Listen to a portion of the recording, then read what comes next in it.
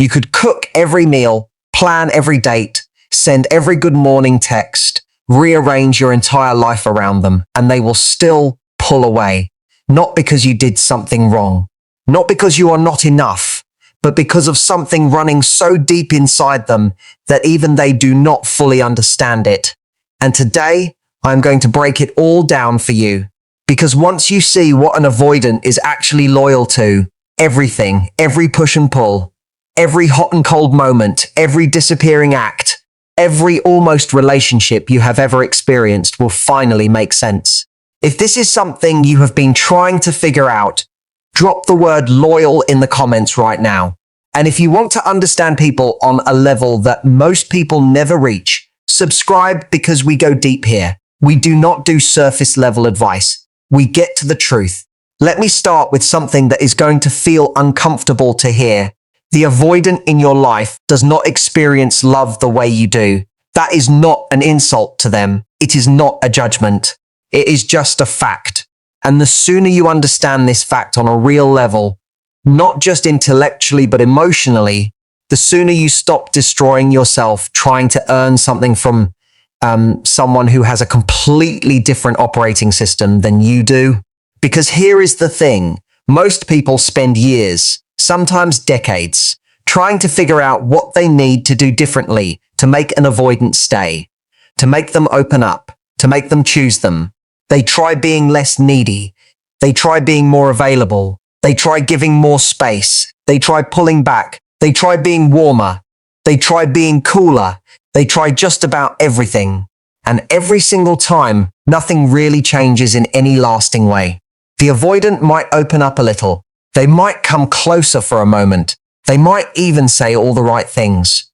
But then something happens, something invisible, something you cannot quite name, and they start to disappear again. And you are left wondering what you did, what you said, what you missed. And the answer is probably nothing, because the issue was never about you and what you were doing. The issue is about what the avoidant is loyal to, and they are not loyal to you. They are not loyal to the relationship. They are not even loyal to their own happiness. They are loyal to one thing and one thing only. And that one thing is their sense of safety, their emotional safety, not your safety, theirs. And here is where it gets really interesting, because when I say safety, most people think of safety as a good thing, and it is.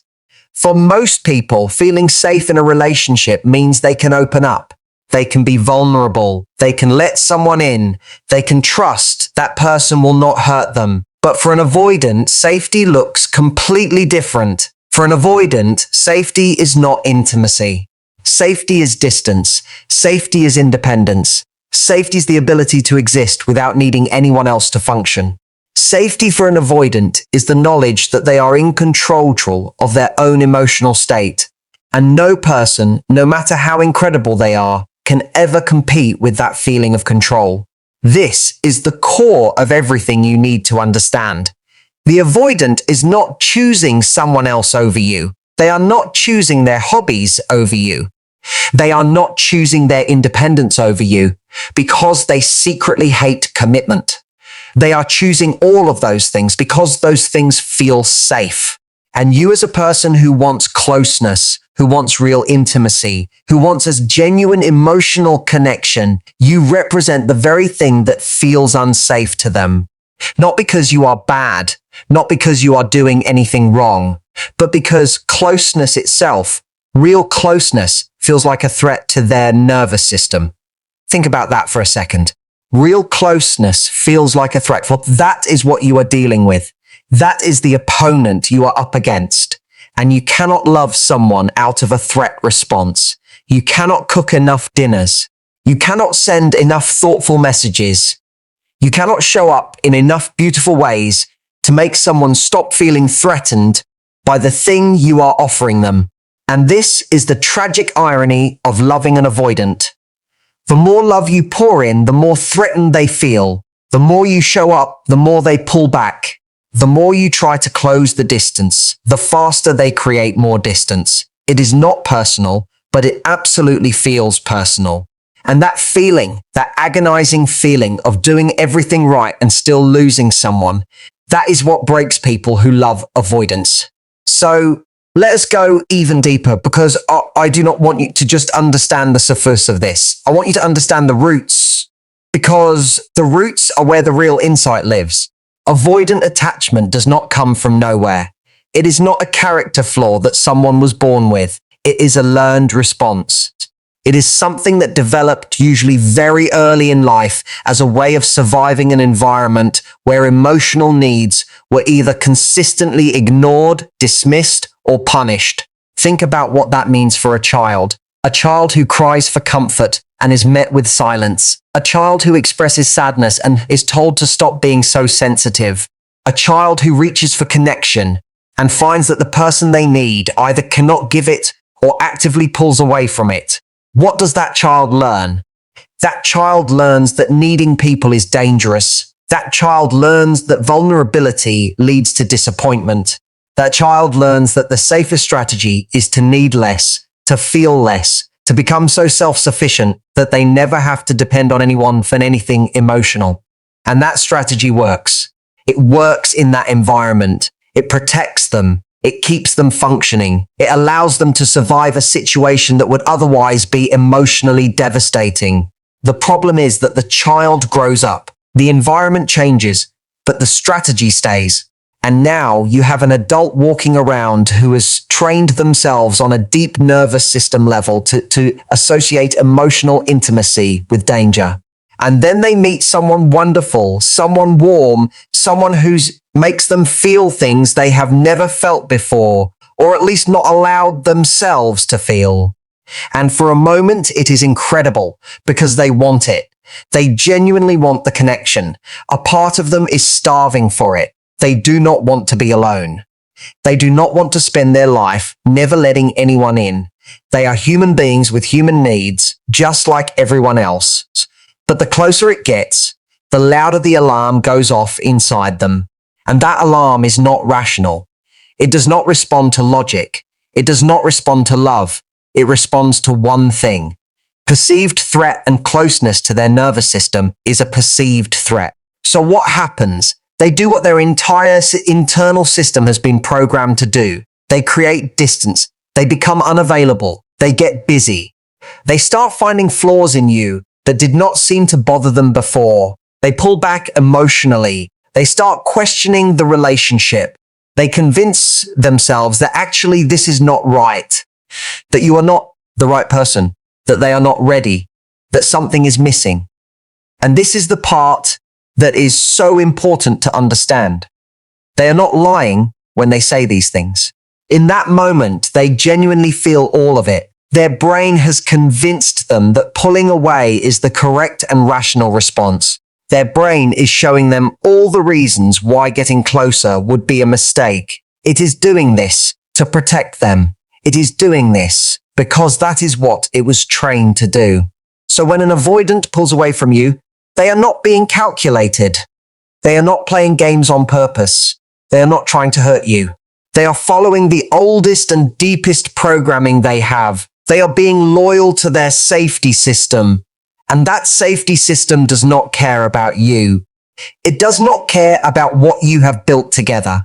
It does not care about the beautiful moments you have shared. It does not care about your feelings, your needs, your love, your efforts, because that safety system was built before you existed in their life. It was built when they were small and powerless and had no other options, and it has been running on autopilot ever since. Now, here is where people make the biggest mistake, and I really need you to hear this because this mistake is costing people years of their lives. When people learn about avoidant attachment, they often turn it into an excuse to keep trying. They think, okay, now I understand them. Now I know why they are like this. So I need to be more patient. I need to be more understanding. I need to give them more space. I need to love them better. I need to stick around long enough for them to feel safe. And sometimes that feels noble. It feels like the compassionate thing to do. But I want to challenge that. Not because compassion is wrong, but because that approach puts all of the responsibility on you and none on them. And that is not compassion. That is self-abandonment dressed up as patience. Let me explain what I mean. An avoidant can absolutely grow. People with avoidant attachment styles are not broken beyond repair. They are not permanently incapable of love or connection or healthy relationships. But they can only grow if they are doing the work. Real work, not the work of tolerating your presence. Real active, intentional work on themselves. Therapy, self-reflection, a genuine willingness to look at their patterns and take responsibility for them. Because here is what does not work. Waiting for them. Adjusting yourself. Making yourself smaller. Making yourself more accommodating. Tolerating behavior that hurts you because you understand where it comes from. Understanding someone's pain does not mean you have to absorb it. Understanding the source of someone's unavailability does not mean you have to accept their unavailability. Those are two completely different things, and a lot of people mix them up. They think that because they now understand the avoidance wounds, they have to be the person who heals those by staying regardless of how they are being treated. But here is the truth. You cannot heal someone else's attachment wounds for them. You cannot love someone into security. Love is not enough to override a nervous system that has been conditioned over decades to associate intimacy with danger. What actually creates change in an avoidant is not a more patient partner. What creates change is the avoidant themselves deciding they want to change and then doing the actual hard work of change with professional support, with consistent effort over a real period of time, not because someone is waiting around long enough for them to get there. Now let us talk about the thing that nobody wants to talk about, the push and pull cycle. Because if you have ever been involved with an avoidant, you know exactly what I am talking about. And it is one of the most psychologically addictive dynamics in human relationships. Here is how it works. The avoidant pulls away. You feel the loss of their warmth and closeness. You start to panic. You reach out. You do more. You try harder. And then one of two things happens. Either they do not respond and you spiral deeper into anxiety, or they come back. They warm up again. And the moment they come back, it feels incredible because the relief of having them close again after the fear of losing them creates an enormous emotional high. Your brain registers that moment of reconnection as deeply rewarding, almost like a drug, and then they pull away again. And the cycle, and here is the thing. This cycle over time trains you to be more and more focused on them. Because your nervous system is now in a constant state of waiting for the next moment of connection. Every small gesture becomes enormous. Every text they send feels like a gift. Every moment of warmth feels like winning. And without even realizing it, you have become completely organized around them. Your mood depends on their mood. Your sense of worth depends on their response. Your day is shaped by whether they reached out or did not. And they, in the meantime, are getting exactly what their system needs. Closeness when they want it, distance when they want it, control over the temperature of the relationship at all times. And you are allowing it not because you are weak, not because you are stupid, but because this cycle is genuinely addictive. It is literally activating the same reward pathways in your brain that substance addiction does. The unpredictability, the intermittent reinforcement, the highs and the lows. It is designed not intentionally, but functionally to keep you hooked. And the only way out of it is to see it clearly, to name it, to refuse to participate in it anymore. And that is one of the hardest things a person can do when they are deep inside this dynamic. Because leaving does not feel like freedom when you are in it. It feels like loss. It feels like giving up on something real. It feels like abandoning a person you love at the moment they need the most patience. But what is actually happening is you are choosing yourself. You are deciding that your need for consistent love and connection is as valid as their need for emotional safety. And it is. Your needs matter. Your desire for closeness is not a flaw. Your need for security in a relationship is not weakness or neediness. It is a completely normal, healthy human need. And you deserve to be with someone who can actually meet that need. Not perfectly, not without effort, but consistently. Someone who, when they feel the urge to pull away, chooses to communicate instead. Someone who recognizes their patterns and takes responsibility for them. Snorts, someone who is actively building something with you rather than keeping you at exactly the distance that feels comfortable for them. Now, I want to address something that I think is really important because I do not want this to become a session of avoidant bashing. I do not think avoidants are bad people. I think they are people who are in pain, real pain, and their pull-away behavior, while it is damaging to you, is also damaging to them. The avoidant is not winning in this dynamic. They might look like they are. They might seem unbothered. They might appear to be fine on the outside, but internally, many avoidants carry a deep loneliness. They have a part of them that genuinely wants connection, but has learned to suppress that want so completely that sometimes they cannot even access it consciously. They convince themselves they are fine alone. They convince themselves they do not need people. But there is a difference between not needing people and being cut off from your own needs. And avoidants have often learned to cut off from their own needs so effectively that they genuinely do not feel the loneliness until it is very quiet, until there is no distraction, until it is just them with themselves. And in those moments, many avoidants feel an ache they cannot quite explain, an emptiness that does not make sense given how much they tell themselves they value independence. That ache is the part of them that wants what everyone wants. Love, safety, belonging, being known by another person, being loved anyway. They want it. They are just deeply, deeply afraid of it. And that fear runs their life. And that is heartbreaking for them and for the people who love them. But heartbreak does not mean you should stay in a dynamic that is slowly eroding your self-worth. Compassion for someone does not mean sacrificing yourself for them.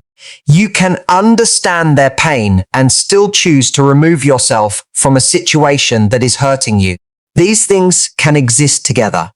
Now let me talk about what you can actually do, because I do not want to leave you here with just an explanation. Understanding is important, but it is not enough on its own.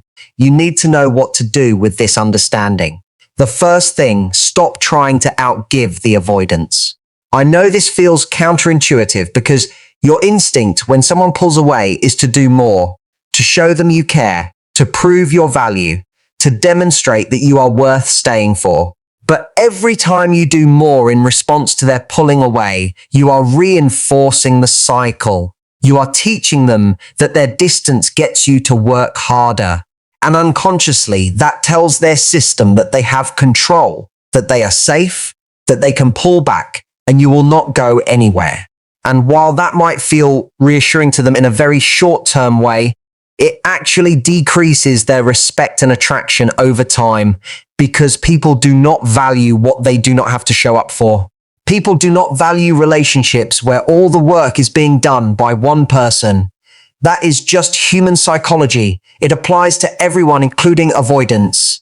The second thing, get clear on what you actually need, not what you think you should need, not what feels realistic given who this person is, but what you actually need to feel loved, valued, and secure in a relationship. Write it down. If you have to say it out loud, own it without apology because your needs are real and they matter. And then ask yourself honestly whether this person is meeting those needs.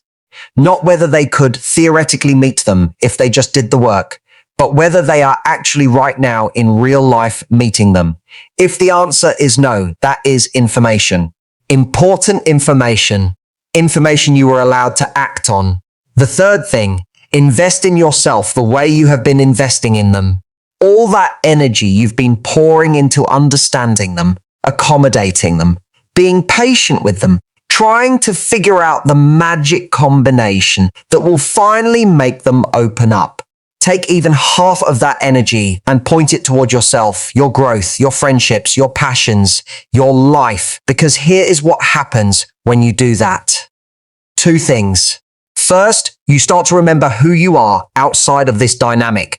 You start to reclaim the parts of yourself you may have quietly put aside while you were organizing your life around someone who was not organizing theirs around you. And second, you become less available for the cycle, not in a manipulative way, not as a tactic, but genuinely because you are actually living your life, and that is attractive, and more importantly, it is healthy. The fourth thing, stop explaining yourself to someone who is not ready to understand.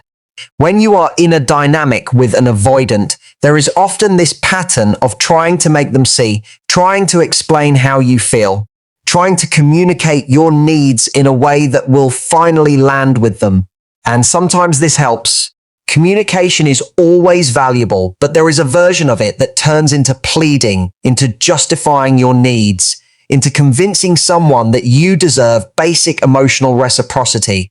If you've reached the point where you're constantly defending your feelings or proving you deserve love, something is already wrong.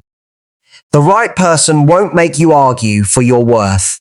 The biggest shift comes when you're willing to let the relationship end if it no longer meets your needs. Real consequences, not threats, are often the only thing that pushes an avoidant to reflect. Sometimes they grow, sometimes they let you go. Either outcome gives you clarity. Not every relationship is meant to last. Some exist to reveal your own patterns. How much you tolerate, how often you abandon yourself to keep someone else comfortable. If you're repeatedly attracted to emotionally unavailable people, it's worth asking where that pattern began. The real work isn't only understanding the avoidant, it's understanding yourself. Many people mistake the anxiety of chasing an avoidant for genuine chemistry, but secure love feels different. It's calm, steady, safe, and doesn't leave you wondering where you stand. Healthy love doesn't require you to shrink yourself, ignore your needs, or keep proving your value. It allows you to feel more like yourself, not less. You deserve someone who chooses you consistently, not someone who keeps you guessing. So stop chasing. Stop accepting crumbs as love. Be loyal to your own well-being. When you decide your needs matter just as much as anyone else's, everything changes. You stop overgiving, create space for real connection, and finally make room for the love you truly deserve.